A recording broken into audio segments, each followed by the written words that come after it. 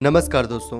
आपने अक्सर कुछ लोगों को या फिर कुछ फेसबुक ग्रुप्स पर कुछ आपत्तिजनक पोस्ट देखी होंगी। ये ग्रुप अक्सर सनातन धर्म को टारगेट करते हैं, जिसमें ये अपनी पोस्ट में अक्सर हिंदू देवी देवताओं के खिलाफ अभद्र टिप्पणी करते हैं। ये ग्रुप तब ज़्यादा एक्टिव होते हैं जब कोई हिंदू धार्मिक त्यौहार होता है। यदि दीपावली है तो दीपावली के लिए ज्ञान देंगे कि बेवजह तेल का खर्चा, यदि होली तो होली पर ज्ञान देंगे, यदि नवरात्रि तो नवरात्रि पर ज्ञान देंगे। कोई व्यक्ति मंदिर जाना भूल सकता है, लेकिन ये अपना ज्ञान देना नहीं भूलते। कभी श्री राम पर तो कभी भोलेनाथ पर तो कभी देवी दुर्गा पर, सनातनी देवी पर। ये लोग आपस में भाईचारे को बिगाड़ने के लिए करते हैं। इससे पहले भी कई बार पोस्ट डाली गई तो पुलिस ने इन्हें धर दबोचा, जिसके बाद ये माफ़ी मांगते नजर आए। यदि ऐसे लोगों के दिमाग में कोई प्रश्न है तो इसके लिए आप किसी विद्वान से मिलिए और विचार विमर्श करिए। लेकिन इनकी आदत है कि थोड़ा ज्ञान ले लिया, इसके बाद ये अपने आप को ब्रह्मांड का स्वामी समझने लगते हैं। ये पोस्ट डालते हैं जिससे कि कई लोग इसके विरुद्ध होते हैं। यदि आप नास्तिक हैं तो ये बोलिए कि ईश्वर में विश्वास नहीं रखते। यदि आप सनातनी हैं तो आप सनातन का प्रचार प्रसार करिए।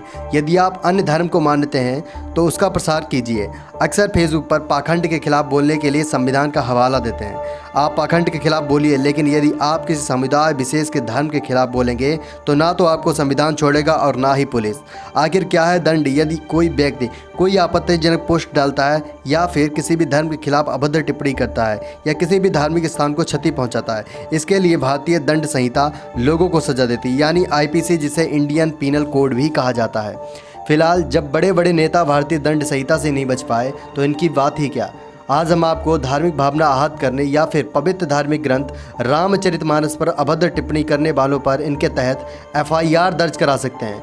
आईपीसी की धारा 295A किसी भी भाषण, लेखन या संकेत को दंडित करती है जो पूर्व नियोजित और दुर्भावनापूर्ण इरादे से नागरिकों के धर्म या धार्मिक विश्वासों का अपमान करते हैं। इसके लिए 3 साल प्लस आर्थिक दंड का प्रावधान है। आईपीसी की धारा 296 के अनुसार जो कोई धार्मिक उपासना या धार्मिक संस्कारों में वैध रूप से लगे हुए किसी जमाव में विघ्न करेगा, वह 2 साल की सजा के साथ आर्थिक जुर्माने से दंडित किया जाएगा।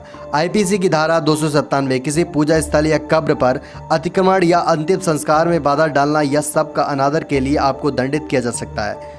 आईपीसी की धारा 298 अगर कोई शख्स किसी व्यक्ति की धार्मिक भावना को ठेस पहुंचाने के इरादे से कोई आपत्तिजनक शब्द बोलेगा या अभद्र टिप्पणी करेगा तो याद रखिए ऐसा व्यक्ति दोषी पाए जाने पर सजा का हकदार होगा।